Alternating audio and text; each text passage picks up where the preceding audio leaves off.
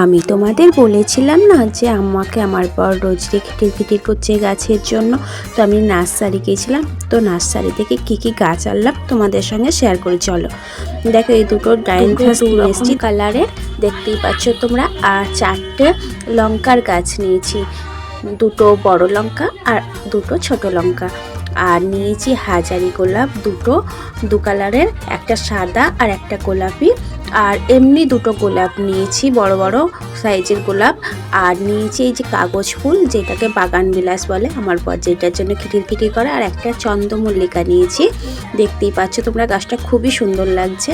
আর একটা পেয়ারার গাছ নিয়েছি, আর একটা লেবুর গাছ নিয়েছি, আর একটা জবার গাছও নিয়েছি। আমার গাছগুলো কেমন হয়েছে তোমরা কমেন্ট করে অবশ্যই জানিও। আর কত কি দাম পড়লো সেটা আমি নেক্সট ভিডিওতে শেয়ার করে দেবো তোমাদের সঙ্গে।